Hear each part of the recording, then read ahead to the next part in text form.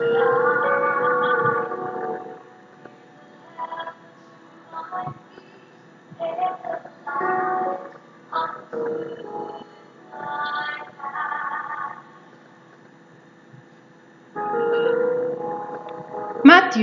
chapter 22. Jesus also told them other parables. He said, "The kingdom of heaven can be illustrated by the story of a king who prepared a great wedding feast for his son. When the banquet was ready, he sent his servants to notify those who were invited, but they all refused to come. So he sent other servants to tell them, 'The feast has been prepared, the bulls and fattened cattle have been killed, and everything is ready. Come to the banquet.' But the guests he had invited ignored them and went their own way, one to his farm, another to his business. Others seized his messengers and insulted them and killed them. The king was furious and he sent out his army to destroy the murderers and burn their town. And he said to his servants, 'The wedding feast is ready, and the guests I invited aren't worthy of the honor. Now go out to the street corners and invite everyone you see.' So the servants brought in everyone they could find, good and bad alike, and the banquet hall was filled with guests. But when the king came in to meet the guests, he noticed a man who wasn't wearing the proper clothes for a wedding. 'Friend,' he asked, 'how is it that you are here without wedding clothes?' But the man had no reply. Then the king said to his aides, 'Bind his hands and feet and throw him into the outer darkness, where there will be weeping and gnashing of teeth. For many are called, but few are chosen.' Then the Pharisees met together to plot how to trap Jesus into saying something for which he could be arrested. They sent some of their disciples, along with the supporters of Herod, to meet with him. 'Teacher,' they said, 'we know how honest you are. You teach the way of God truthfully. You are impartial and don't play favorites. Now tell us what you think about this. Is it right to pay taxes to Caesar or not?' But Jesus knew their evil motives. 'You hypocrites,' he said, 'why are you trying to trap me? Here, show me the coin used for the tax.'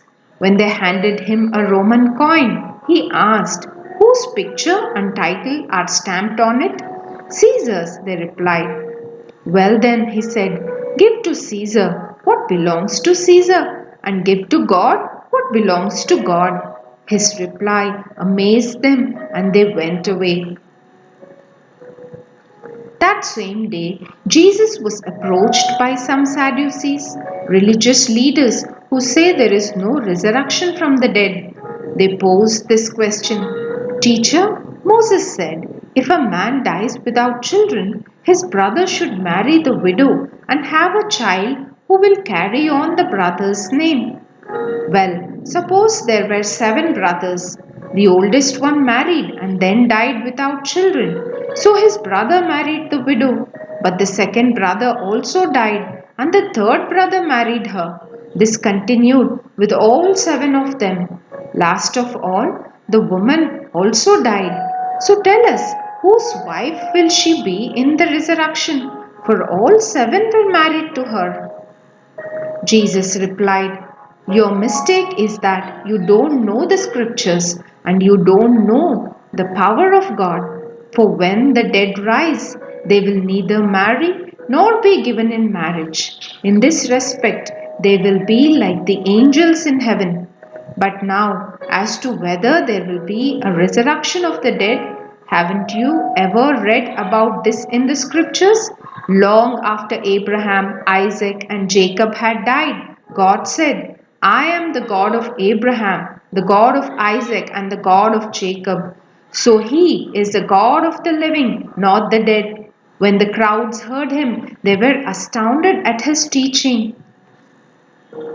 But when the Pharisees heard that he had silenced the Sadducees with his reply, they met together to question him again.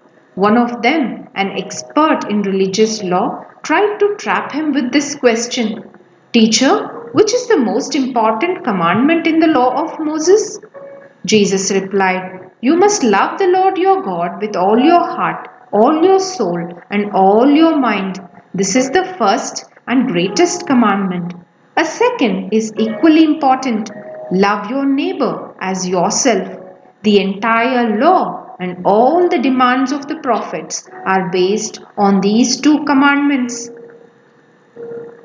Then, surrounded by the Pharisees, Jesus asked them a question: What do you think about the Messiah? Whose son is he? They replied, He is the son of David. Jesus responded, Then why does David, speaking under the inspiration of the Spirit, call the Messiah my Lord? For David said, The Lord said to my Lord, Sit in the place of honor at my right hand until I humble your enemies beneath your feet. Since David called the Messiah my Lord, how can the Messiah be his son? No one could answer him, and after that, no one dared to ask him any more questions.